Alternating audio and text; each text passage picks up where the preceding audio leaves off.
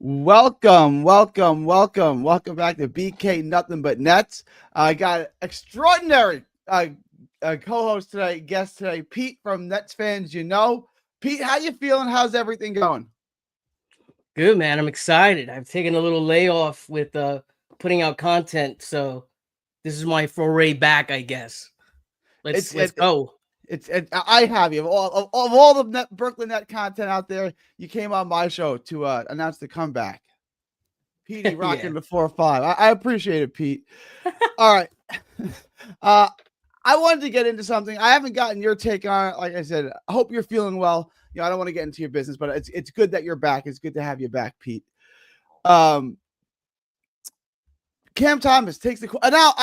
There was a very smart man last year that said next year Cam Thomas will take the qualifying offer. Do you remember who that very smart man was? Me. It was you. It was you. I thought it was ridiculous at the time that Cam Thomas would take the qualifying offer, but Pete from Nets Fans, you called this. Are you surprised now that it's come to fruition? What are your thoughts on this? Yeah, because I don't think anyone could have predicted the offseason would play the way that it did. Remember, like you go back just a couple months and Shams was saying this is going to be the craziest offseason ever. The Nets are going to run the draft, right? And it winds up being minor moves. Nets only have pretty much the only cap space in the NBA, it felt like. And even though I said that whenever I said it, I really felt like both parties would have been a lot better off reaching a 2-year deal in some sort. So I was a little surprised. I'm not going to lie. To me, this is I don't want to spend too much time as I want to get to the rest of the roster moves. You are Brooklyn Nets insider, so I do want to get your thoughts. I am not an insider. You are absolutely an insider. No way. Do not sell yourself short. Your thoughts on to me, this is a lose-lose situation. Your thoughts on that? If so, who's the bigger loser between who lost the deal worse? If you agree that it's a lose, what are your thoughts? Do you agree that it's a lose-lose here? Both parties come out short on this. I'd love to be able to say that one side lost more than the other, but like you just said, it's a lose-lose because both sides have no protection. Cam Thomas does not have a contract for next year, took lesser money deal. And, this year is going to really be dependent on how much the Nets play him and what numbers he puts up. The Nets have no protection if he does go off, and Cam Thomas has no protection if he gets hurt or doesn't get playing time. Do you know how many players have signed a long-term deal with the same franchise after they were franchise tagged? I mean, a franchise tag. I'm thinking football franchise tag. If they signed the qualifying offer, do you know how many? I have no people? idea. One, Spencer Hawes. That's it. That's the list. That's the list. I would have not guessed that name. Yeah, that's kind of interesting. It's one guy that's done it. Yeah. So my point is, I say all that to say the Nets don't view Cam Thomas as a long-term piece. They're now in a position where they may not be able to trade him. They can't trade him unless he agrees to it. Why would they even offer him the qualifying offer? Gary, come on! Don't sell. You're smarter than this. I'm asking. We're talking. For conversation's sake, I think you know the answer to this. I think the people listening know the answer to this. You don't want to lose an asset for nothing. Even though you may not value the asset, someone else might. And even though Cam Thomas does have a no trade clause, you'd rather get a second round pick than nothing. Or maybe he becomes a free agent and you do a sign and trade sort of deal. So that's it. Like he's got to agree to the trade. I think he took this deal because he hates the Brooklyn Nets and he's not agreeing to any trade. He could have just taken the $11 million, the deal that was worth from anywhere between 9 to 11. He could have taken that and gotten paid a lot more. You know what I'm saying? If he wanted to be traded, he would have taken that and taken more money, the 1-year deal. He didn't. He took the qualifying offer because, in my opinion, he wants to stick it to the Brooklyn Nets. Do you see it that way? No way. This is I'll tell you why. This is prime earning years for him as a player, I'm looking at the money, and I don't care if the Nets offered him a $30 million per year deal. I'm taking. I don't care. It's all about the money, and it's all about his freedom. The Nets offered 2 other deals in which one of them I don't think he would have been able to keep his no trade clause. I think that one of them He he had to might have. waive I it. forgot. Yeah. He had to waive it. Yeah. Basically, this is okay. I'm gonna tell you. I'm gonna skip to the chase. This is the dirty little secret. Agents will talk to teams throughout the season, and Cam Thomas will know his destination before the season ends. Yeah. Flat No, out. for sure. For sure. So let me ask you this. Does Cam Thomas play for the Brooklyn Nets October 22nd at Charlotte? Is he on the roster? What do you mean, like by the before the The trade opening day, deadline? October 22nd, the first game of the season. It's the Oh first yeah, game. he's there. He's there at least till the deadline. Does he end the season with the Brooklyn Nets? This is the question that I'm having trouble gripping with, because the question comes down to, do you think you can get more by playing a risky play and hoping for a good offer and a sign and trade? Or do you just take whatever you could get at the trade deadline? Because his contract is so low, $6 million. There's going to be a contender out there that's going to be like, for a $6 million contract, a very easy deal to do, even if you're in cap trouble. Why not take the risk to add a 20-point scorer to add to your lineup? No, I'm with you in the sense that I value what Cam Thomas brings you. I really do. Sean Marks doesn't. So I just fundamentally disagree on the value of Cam Thomas. I do think that you'll be able to trade him. And I think that it's in Cam Thomas's best interest to be traded to a playoff team, a contender, where he can go show that he can score in the playoffs. To me, this is a move done out of spite, which means he may continue to make moves out of spite and reject any trade that comes his way. But you might be right. He already may know where he's going to be traded. But if he knew Gary, I'm going to cut you off. This is what's going to happen. The agent is going to come to Cam Thomas. He's going to say, these 3 teams are interested in you. And the agent will tell the Nets, listen, we're going to approve a team to approve a team. We're going to approve a trade to these 3 teams only. Try to negotiate. And the teams are going to know that the Nets don't have any leverage here. And they're going to say, here's a second rounder. Here's 2 second rounders. Take it or leave. That's what it is. This is why I didn't like this trade. I'd rather just have not given him the money. And I'd rather have made a run at Jonathan Kuminga. That's what I would have done. I would have saved all the money and just made a run at the Kuminga. I wouldn't have even offered them the 6, and I would have put that $6 million towards a $25 million offer for Kuminga and see if we could get Kuminga, who we would have a long-term plan for. Like, to me, Pete, how many more second-round picks do we really need? How many is like an abundance of second-round picks?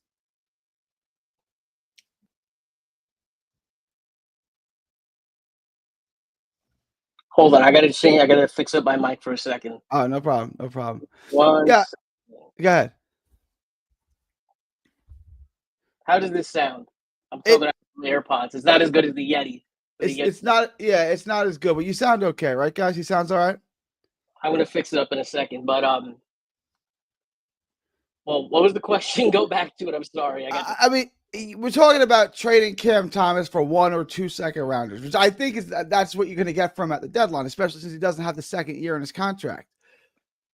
I mean, at what point do we have enough? What do you do with all these second round picks? At what point do we have enough second round picks? Like, it's enough already with the second round picks. Oh, the more the merrier. Like, you're gonna pass up assets. Like listen, like, our second rounders worth a great amount. No, but you could add them in deal, as part of deal sweeteners, put them as part of other deals. Maybe you move up in a draft. Why would you pass up? You do know that Sean Marks is our GM and he doesn't do those things, correct? He sits and he picks with his picks. Like, you know what I'm saying? Like, we need to live in reality here. Sean Marks isn't that kind of mover. Like, to me, every second round pick we have is just some guy we're going to draft, like just some body. And now what are we going to have? But I want to get to that. Like, to me, Sean Marks doesn't do that. But your thoughts? You make a point with this draft, but I remember he moved up for Isaiah Whitehead, who obviously didn't work out. But like, it's not like he's Hmm? afraid to move up. I think in this draft, he figured out all the picks. Why give up a pick? I'd rather just do quantity over quality. Yeah. Look, I want to get to that now, right? Because we're already talking about the roster. The roster is filled as it is. We have too many people on the roster. Once we cut those non-guaranteed contracts, we're going to have $7 million worth of cap space left, roughly 6.7 or something like that. We'll call it 7. What do we do at that point with either, we have too many guys on the roster right now, but if we cut those guys, then we have $7 million worth of cap space left. What's the balancing act here, Pete? What do the Nets do? What's Sean Marks' move the rest of this offseason? There is none really to do. They got 1.9 mil left in cap space, and they still have an exception via I think it's called like the caps whatever. They have like an $8.7 million exception that they could use to get a player if need be.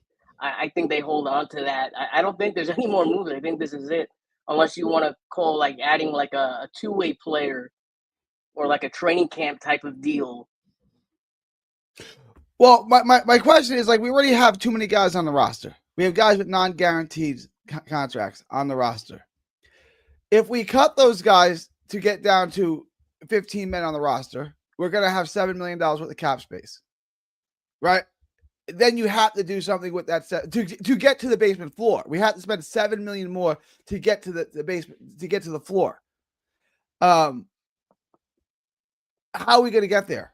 You know what I'm saying? What I mean, it's just $7 million, but what are we doing to get there? I guess is what I'm asking. If we do cut those guys and there's no more trades to be made, where we can't take on any more salary, what do we do? How do we get to the basement? How do we get to the salary floor? Do you remember? We talked about this before. Do you remember what the penalty is? You got to divide the money up between the rest of the players, right? Yeah, there's no penalty. So if I'm the Nets, why would I even make a move? I'd rather just give the money, keep the flex. We know Sean Marks loves flexibility, right? So why not just keep the flexibility and give extra money to your players? Because you just got in a feud with Cam Thomas. Like, why don't you just give the money to Cam Thomas? $1 million then. You get a couple extra thousand. Yeah, I know, but why not just give? Why if we're $7 million under the cap, why not increase his offer by $7 million just to get to the floor? You know what I'm saying? Like, I don't know.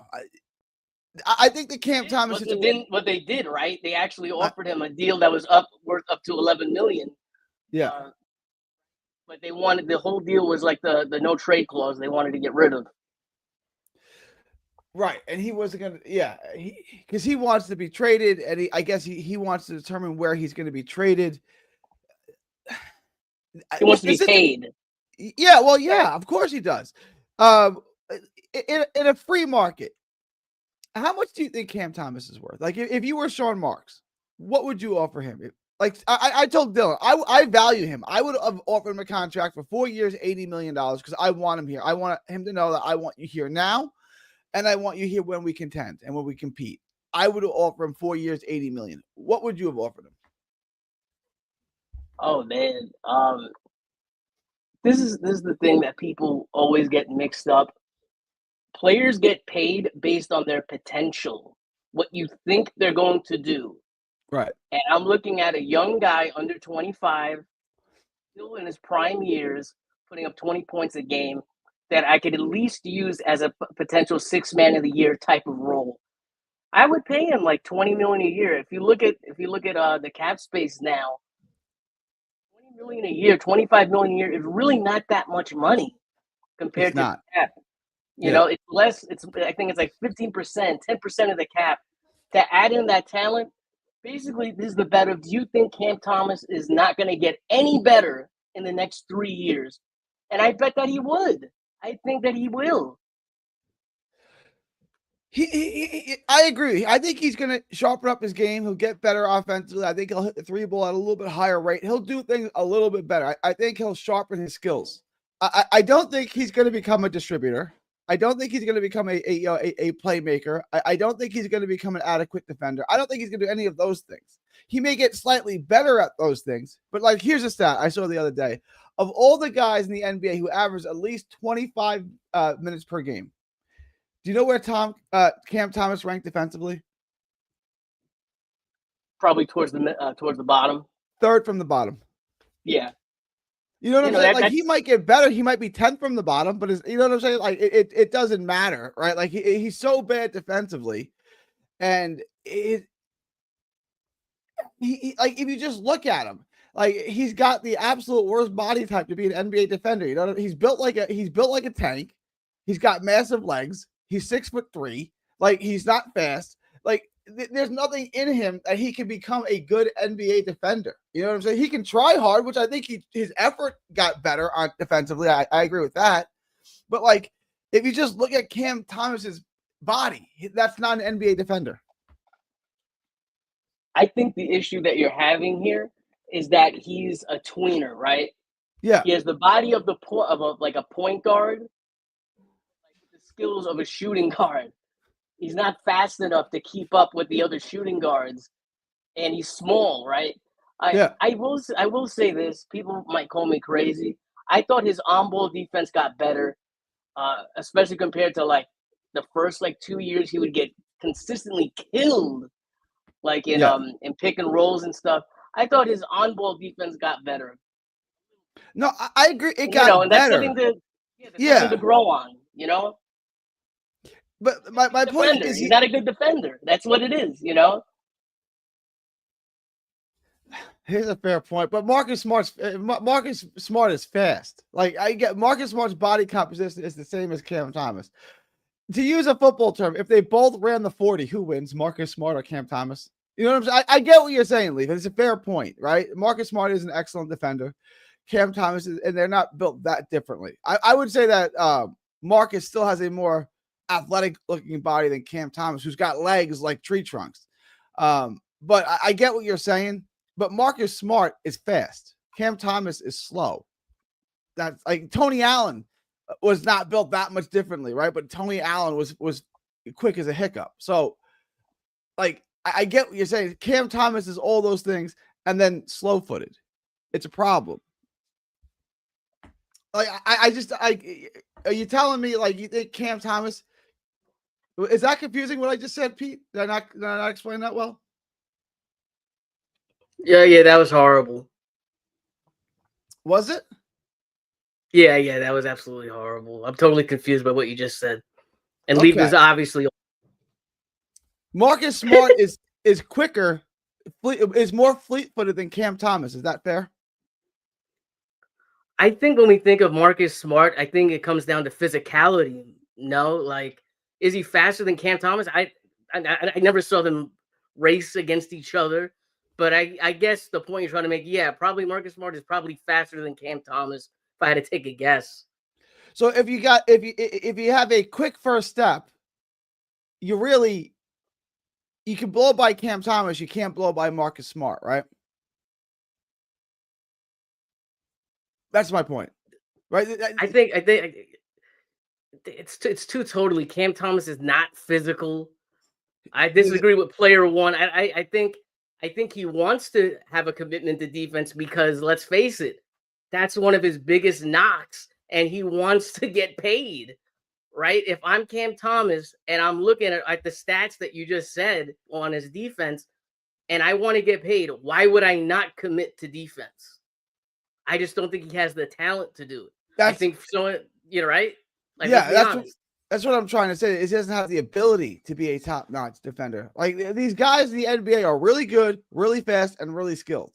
It's hard. Like it's not easy to play defense, and it's not like back in the '90s where playing defense just meant fouling. I want you guys to go back and watch the 1992 playoffs. I think it's '92. They're saying how good of a job Gerald Wilkins is doing with Michael Jordan.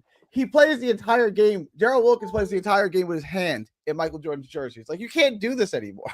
That's a foul. You got to foul the game in the first 6 plays, right? Like, so you have to keep your feet in front of these people. It's really hard to play defense in today's NBA. It's really hard. Also, another thing that I think a lot of people forget, and a lot of people are gonna shit on me for this, but this is just a fact of the game. When you're getting double teamed on offense, it's very tiring, right? Yeah. There's a reason why you have someone like I'm not comparing their defense, but I'm saying keep this in mind. Like someone like LeBron used to be like someone who was more of an on-ball defender early in his career, and now you'll see him play off the ball on defense a lot more to kind of give him, a little extra breath here and there. It's tough being a guy who's being double teamed on defense, being double teamed on offense, and then getting picked on defense. Do you agree with this statement? Go watch any Nets game from last season and say Cam Thomas looks committed on defense. Do you think he put forth effort on defense? Whether or not he was good at it, I'm not asking. Did he put forth effort last year on defense? So player one, I'm going to ask you. So 20 in the 20, what he played 25 games. I cannot find that one possession he was not committed on defense. To me, the question is the effort on defense has been better. It's still Also, he's not a good. Wait. Let me say one last thing. And Jordy made a point of the whole defense thing, right? If he was really not committed to defense, do you think he would get the minutes he was getting with Jordy? That's something just to think about. I could be wrong. I think the effort was better, right? It's still the end result is still poor, but like I don't think you can kill him on effort. Is he grinding? Is he swarming all over you like Zaire? No. But I think the effort was better. Like I think there was an effort given on defense. As like Pete said, his first year with the Nets, there was zero shits given defensively for Cam Thomas. I agree with you. Like he was getting picked on. He was getting picked on, like abused. Bowling Jet says, "What up, Gary? Go Nets. I see 25 wins at most this year." I said I think they get close to what they had last year. It might be bad though. We're gonna look at the roster in a minute. It's really bad. How many wins, if you had to guess right now, assuming no major changes, how many wins do you think the Nets get this year?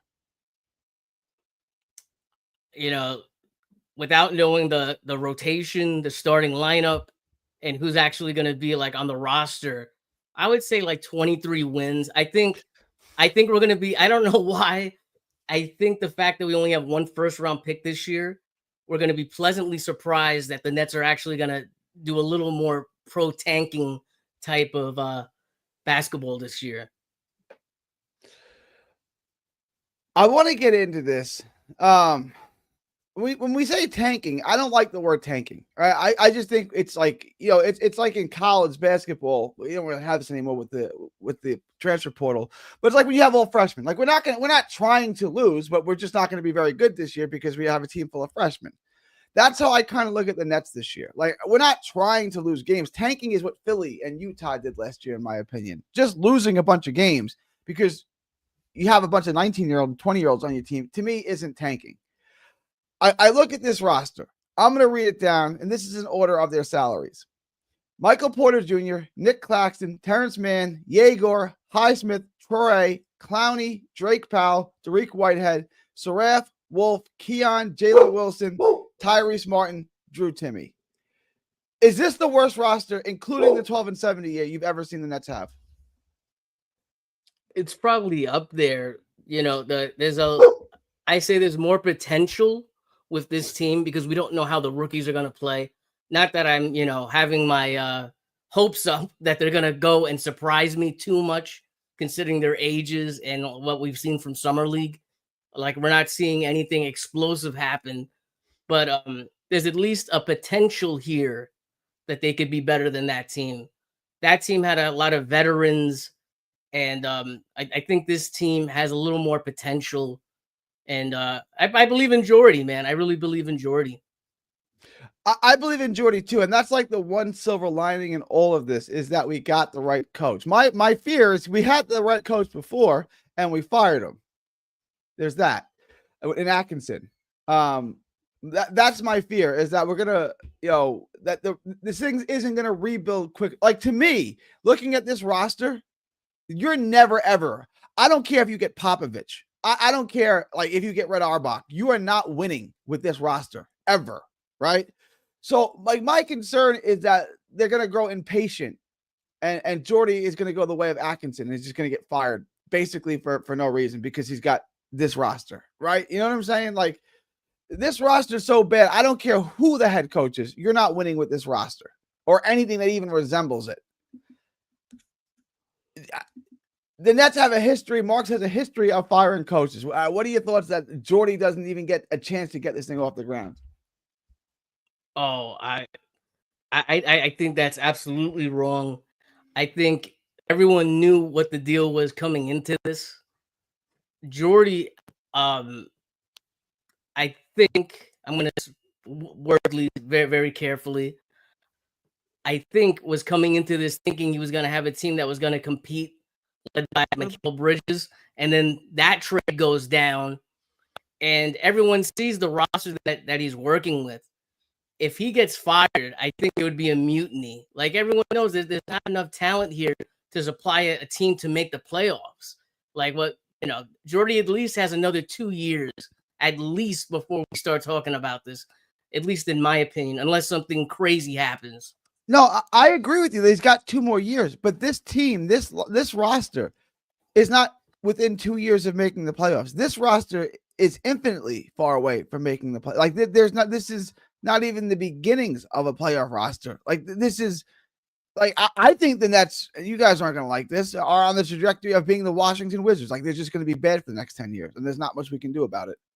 Like, I really believe that. Like, I look at this roster,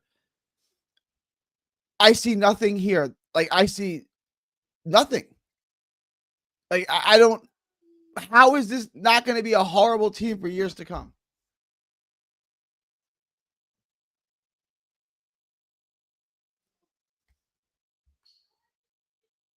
Oh, sorry, I lost you for a question. I lost you for a second. Yeah, I'm looking at this roster, and this makes my eyes bleed. I don't even see like good young players on the roster. I see a bunch of dudes. Like, so my question is, how is he ever going to win with anything that ever resembles this, even remotely resembles this roster? You know what I'm saying? Like, this is so far away from being an NBA team. How does you're saying he's got 2 more years until he needs to worry about his job? And I agree, but you ain't winning with this roster 2 years from now. Well, are we talking about winning, like becoming an 8th seed, or being an NBA championship contender? Be an 8th seed. You're not becoming an 8th seed with this roster. Well, I'm going to give you a little fact about the top 3 salaries you see over there. Michael Porter Jr., Clax, and Terrence Mann make up 51% of the cap. Okay? Yep. There's going to be, at some point, there's going to be a lot of spending being done somewhere. And that's when the roster is going to be fortified. When you have the young guys starting to develop and get into, the player that they're going to be, and you're going to be able to throw some money at some guys, and that's really going to stimulate the roster. I don't think the Nets want to be a loser in 3 years. I think we have to realistically look at a 2-3 year window for them to start competing again. And I'm saying, when I say competing, I mean make the playoffs. Pete, if they don't hit a home run again with like Kyrie and KD both saying we want to come here, I don't even see how we like come close to the playoffs. This roster is so bad, and there's not a young player on it that you're saying, okay, give this guy another year and he can carry us. Like, give Troy a year or two, and he's gonna be an All NBA player that can carry us. I don't think anyone thinks that. Like, I just look at this, and to me, this is the beginning of a long period, and this is why I said this draft was so important. You had to fire Marks before this draft. You couldn't let him do this. To me, the only way out of this now is to get Peterson or Debanza. Like, that's it. That's the only way out of this. And then you can start the rebuild. To me, this isn't the start of a rebuild because you just have a bunch of guys.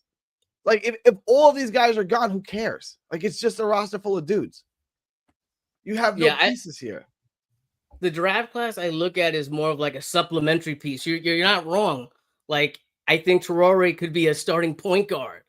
I like him a lot. I'm very, very big on him. I'm going to put all my chips into the middle with Traore being a starting point guard in a couple years. And, is he going to be an all-star? Probably not. but can he be like a starting point guard? And then you get an AJ DeBanza, or you get, like a prime prospect in the next draft in the top 3. That's how I'm looking at it. You're right. They don't have the anchor. That's what they need. Mark, you could have said the same thing about the Thunder back in 2020. And okay, fine. Are we going to trade for one of the 3 or 4 best players in the league? If we are, what are we going to give up? What piece are we trading to get that player? Then I can agree with you, right? But like, what piece are we trading to get our SGA? We don't have anything to trade. That's this draft coming up. You have to hit. You botched this draft, so the next one, when you only have 1 pick, you have to hit. Right, it's got to be one of those top 3 guys. OKC hit with all their picks, and they hit on their trade for SGA. You know what I'm saying? It's not like if they just picked right and didn't trade for SGA, they'd be a championship. They'd be better. They'd be a playoff team. They'd be good. But without SGA, which was a trade piece, which is something they traded for, they're not a championship team. That's the MVP of the league. That's one of the top 3 or 4 players in the league. They got him in a trade because they had pieces. We don't have any pieces to trade. We have nothing anyone would want. You're looking, the way that you got to look at this is you're not looking at a Chet Holmgren on the roster right now, right? I'm looking at like what's the guy's name on the Thunder? I'm looking at like for a Jalen Williams on one of these draft picks have to hit and become like a Jalen Williams. Maybe someone who's not going to be like the anchor, like your SGA, but a crucial support piece on the roster. I want to, because Leaf loves Zach Edey. I would make this trade. Would you make this trade? Claxton for Zach Edey? Probably. I know the salaries don't work, but hypothetically, if we could make this trade, would you make it? Absolutely, because the potential of Claxton is probably, we've seen that he's probably not going to get much better. And with Zach Edey, there's at least there's a chance he's going to have some potential, right? And then just getting off the Claxton contract would be very helpful going forward as well. If we could, to me, you can get rid of him. Dylan's come up with this. The easiest, simplest trade for me is Claxton to Boston for Anthony Simons, who's on a expiring deal. The contract worked, like everything basically works. Boston gets their center that they desperately need. And we get an expiring deal in Anthony Simons, which you can buy out or you can just play him, I guess. I don't know. What would you think of a trade like that? I would do that because I'm all for losing again this year. I'm all tank. If you would do a trade like that and you buy out Simons, that would be I would be imagining that you're pushing this team in the direction of starting a Day'Ron Sharpe, and you're just going to play all the young guys. You're going to have Michael Porter Jr. and a bunch of young guys. Yeah. So you can add Cam Thomas to this. What is, for you, if you were Jordy, what would be your starting lineup? What would be the lineup that you start opening night in Charlotte? Are you asking me what I think it's going to be? No, I'm asking what I want it to be. Or what would Jordy's going to do? I made you head coach for the night. What's your starting lineup? Okay, I'm going to go probably a lot younger. And I'm going to start. No, I love Nolan Traore. I'm going to put him at point guard. I'm going to live with all the mistakes, the 5 turnovers a game. He's going to have a 8 points, 8 assists. Even that's probably too high. 8 points, 5 assists season, right? Cam Thomas, because I want to get some trade value out of him. Michael Porter Jr. for spacing. Claxton obviously has to start. And then I probably put in Zaire Williams also in there. Yeah, that's exactly what you said. So you said the 2 rookies, right? True. I'm going to put in Traore, Cam Thomas, Zaire Williams. No, Yegor is coming off the bench. I don't believe. Oh, I think I don't. You know what it is? What scares me? I don't think he. At least in summer league, I was very scared that he wasn't able to get around guys. And I think Nolan Traore has that elite at the very least. I don't know if he could shoot, but he has that first step. And that's an elite weapon that he can develop over time, right? And I'm willing to push my minutes into that to see what happens there. All right. That's Like, what I don't think that's gonna happen, but that's what I Yeah. would do. Yeah, no, I get what you say. Yeah, I don't mind that, right? But yeah, Yegor is going to start. They invested a lot in him. They Yeah, overdraft. obviously. Yeah, they overdrafted him. I don't care. But by overdrafted him, I mean they drafted him earlier in the draft than you expected him to go. Anywhere he was projected to go. I don't even hate the Yegor pick. I don't hate it. I don't think it's a bad pick. I really don't. I think it's going to work out okay. You know what, Gary? I'm going to tell you this. What if I told you Yegor was not our first pick? What if I told you instead of taking a Ben Saraf, we wound up moving up, right? Mm-hmm. And we took Yegor with a second first round pick, maybe like at pick 12 or something. Yeah. If I got like a Derek Queen and then Yegor as my second first rounder, oh my God, that changes everything. I did a mock draft where I traded Cam Johnson and 19 or whatever it was to San Antonio to pick 13, and I took Yegor at 13 in my mock draft. Right, I like Yegor. Right, yeah, no, I like Yegor. I think there's a lot of upside. If we would have taken him at 12 or 13, we would have traded up for a second, another first rounder, a higher pick in the first round. Yeah, I would have loved to have him as my second first round pick. If you would have gotten that changes everything. Yeah, it really does. All right. And then as far as the roster, we have a couple of guys who are trade pieces. Haywood Highsmith is a guy that can help a playoff team. Is he gonna play out the season with the Nets? Is he gonna get traded? If so, is he a deadline guy? Does he get traded before the deadline? What happens with Highsmith? I have no idea because I'll tell you why. Because what the Nets are probably gonna do is, besides Yegor, you're probably gonna see vets take in the starting lineup and getting probably the majority of the minutes, like the first half of the season, and then in the second half, you'll probably see the rookies play. So I could see him being dumped off and traded, or I can see him being like a Jordy favorite for whatever reason it may be.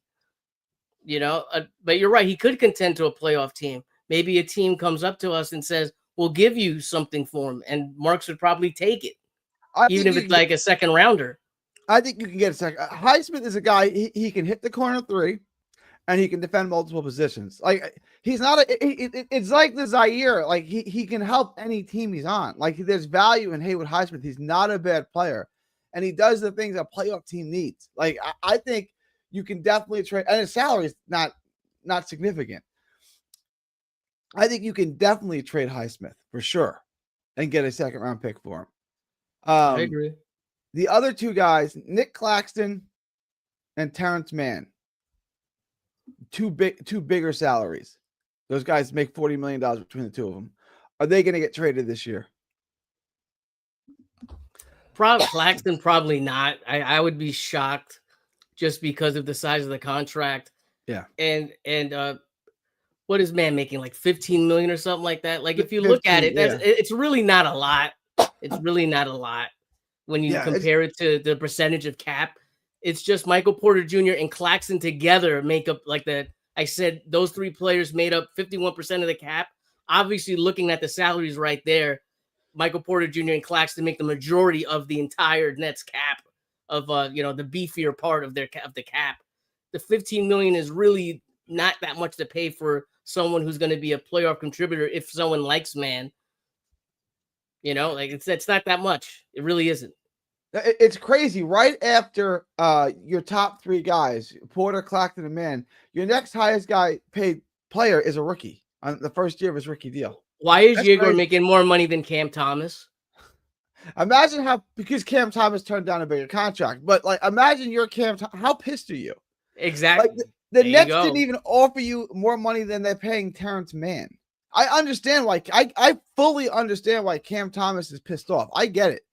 Like the Nets told you, we think Terrence Mann is worth more money than you. We're more committed to Terrence Mann than we are to you. If you're Cam Thomas, how do you respond to that? Do you think the Nets are more committed to Terrence Mann than Cam Thomas? Economically, they are. They got Terrence Mann at $15 million a year for the next 3 years. They weren't offering Cam Thomas that. Well, you got a first rounder also. You got to keep that in mind, right? That was the reason. That like we're taking in Terrence Mann because we're in love with the Understood. player, right? I understood. But And I get economically, what you're saying. I get what you're saying, Gary. it's like if I'm Cam Thomas, that's how I'm looking at it, right? Like they think Terrence Mann is more valuable than me, right? Like I'm gonna have a chip on my shoulder too if I'm Cam Thomas. Like I don't like the way that Cam Thomas came back and said I want $40 million. It's like, yeah, so do I want 40 million too, Cam. You know what? And neither one of us Did he say that though? Or is yes, that just Cam. reported? He Well, said okay, there's an actual yeah. quote. Well, okay, We yeah. know that he wanted it, right? But Yeah, like, yeah. did he actually go to the meeting and be like, he went I to did, CJ Holmes and said, I want 40 million? No, he it didn't. was reported that that's what you're right. That's fair. That's fair. It was reported that he wanted $40 million. But you know where it can go bad, Gary? I talked to you about this.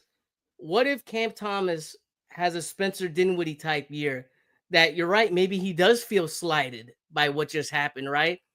And you know, Spencer Dinwiddie did have a lot more money in the bank when that happened compared to Cam Thomas. Yeah.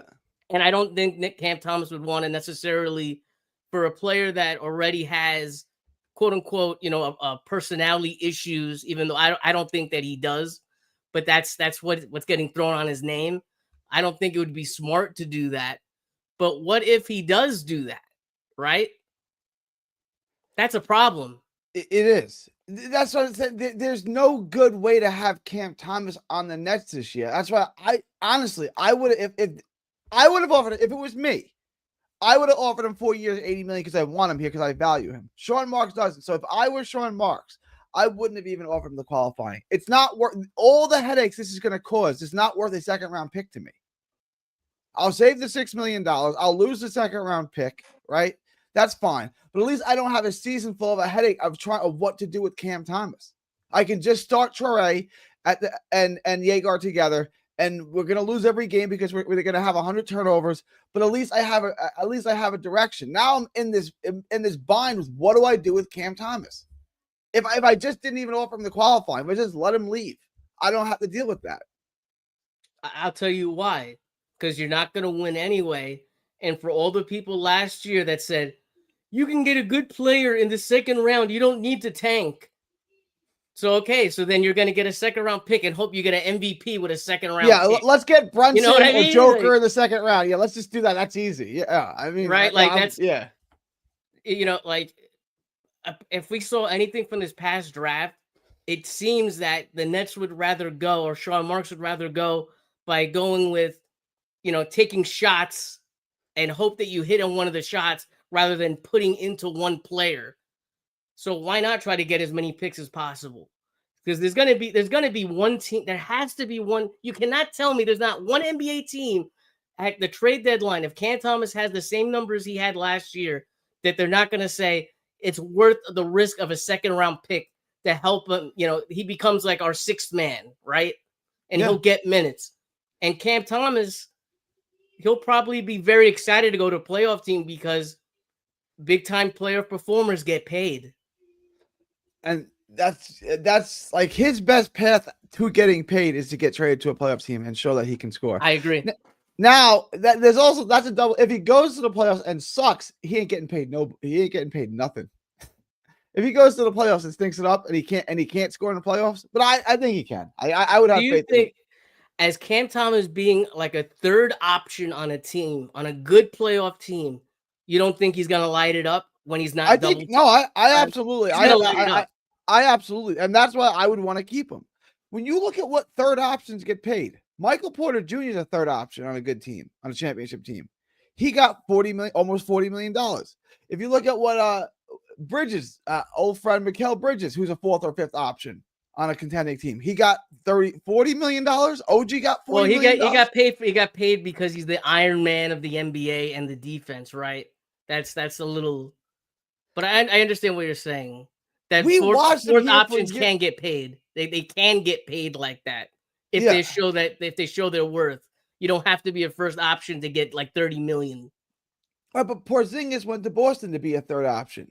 Right, when he went there, he wanted to be their third option. He got paid, right? Contending teams pay their third option big money. And that's why I'm saying I wanted to keep Cam Thomas here for 4 years. I wanted to keep him here long term, and I would have paid him $20 million a year, which isn't a lot. My point is $20 million a year for a third option on a contending team isn't a lot. It's going to give you economic freedom down the road. So, but they didn't view him that way. They don't view Cam Thomas as valuable as I do. I guess. I don't know. Apparently, a lot of the NBA doesn't. I don't. I think there's a disconnect somewhere. I don't know if it's on Cam Thomas's side or the Nets' side or the NBA's side. I don't know if this guy, went through the draft process and had abysmal interviews to the fact that he was invited to the green room at the draft, meaning they expected him to be, like in the lottery, and look where he fell, right?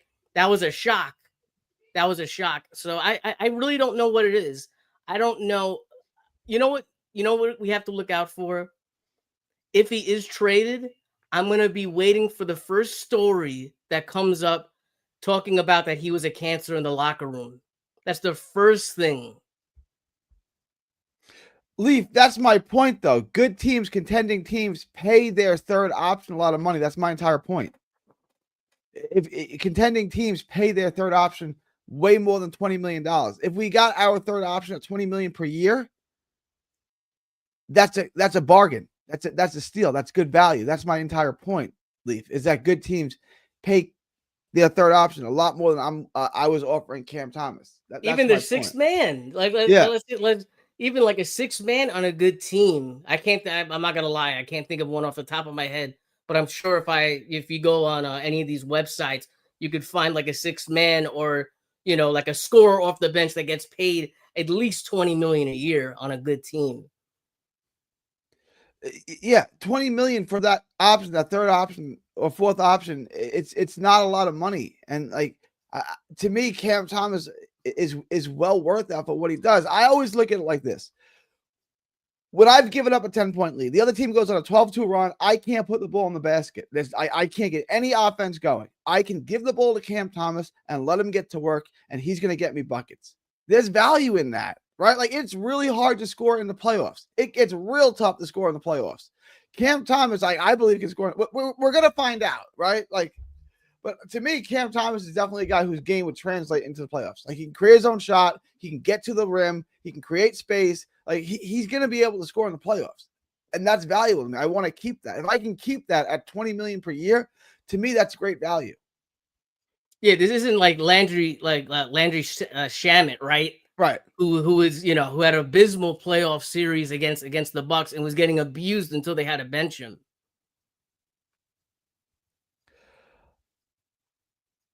Yeah, I would have done this too. They could have front loaded Cam's contract. I would have front loaded the contract too. I would have gave him a contract similar to that what they gave to Claxton. And Lee, I saw something from Leaf, and Courtney Lee was also a starter on an NBA Finals team, also, right? And then he winds up coming to the Nets the next year, and they wind up having that horrible abysmal season, right? Yeah. It's not the fact that Mikal was in the finals as a starter. You got to look at the individual talent. And Courtney Lee and Bridges, that's a fair comp. Like, Courtney Lee and Bridges are actually like pretty comparable players. I wouldn't say that, but the point I'm trying to make is that just because you're a starter on a finals team doesn't mean you're worth like a certain amount of money. It's the individual talent of the individual player we have to look at. What did Bridges offer to Phoenix? I would say what Bridges did for Phoenix is what Courtney Lee did. I don't think it's that much. I'm not a Bridges fan. Like, in case you can't tell, I don't value Bridges, right? Like, what role did Bridges did Bridges play on Phoenix? I guess they both play defense. Yeah. I get what you're saying. I'm not a Bridges guy. I don't like. To me, Bridges is like the least valuable player in the NBA. I just don't. I don't have any value. I value Mikal Bridges the same as Sean Marks values Cam Thomas, which is to say, not at all. Dylan said Cam is like the 8th option on this. That's okay. Yeah, Dylan does not like Cam Thomas. He's grown sour on Cam Thomas. Shout out to the Brooklyn Knight. I like that. I like that, Leo. Wait, the Brooklyn Knight in here? Yeah, his picture was the Brooklyn Knight. Oh, okay. And that's a good point. That's a good point. Leaf. Bridges did have all that. That's what I'm saying. It's not about that he was a starter on the finals team, but that you saw the talent that he had those accolades. Okay, the accolades to me don't. Who votes on these things? The writers. Okay, so who cares what they think?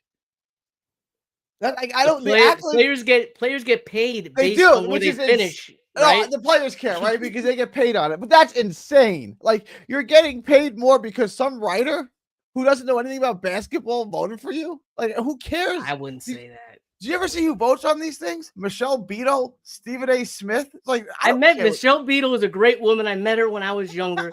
So excuse you, sir. When she worked for the Nets. Is that when or no? She went for the Yankees. Okay, she worked for the Nets too. She was the halftime. The year She they were was 12 and doing 70. stuff.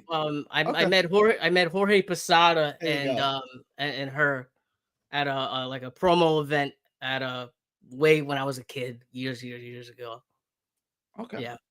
So this is even before she was on ESPN. This is like way back in the Oh day. yeah, way before. Yeah, This is when okay. she's on the Yes Network. Yeah. That's when she worked for the Nets. Well, she did 1 year. She was the halftime girl. The year they were 12 and 70. She was doing Yankee stuff. She was doing Yankees. Okay. Yeah. I'm out of ammunition, Pete. This went a little quicker than I thought. You got anything you want to close out on? Nope, I'm exhausted. Let's wrap it up. All right, I'm Pete. good. I think I got everything off. Go ahead. All right. That was good. I appreciate you hopping on, Pete. These off seasons are tough. There's not a ton to talk about. September 11th. Oh, Pete, do a commercial. Tell everyone where they can find you. My bad. I almost closed out without that. Tell everyone. I mean, if you're listening to net content in September, you know Pete. But go ahead, Pete. Where can everybody find you? Yeah, you could follow me on YouTube, NetFans. You know, I do a podcast. So it's supposed to be weekly. I've been taking off some time due to health reasons. I don't want to talk about anything more than that, but I got to start getting back into the thick of it. And it'll be coming back very, very soon. And you can follow me on Twitter at NetFans. You know. Thank you, Pete. Thanks for jumping on. It's always a pleasure. It's September 11th, 2025, from Texas to the world. Thank y'all, and God bless.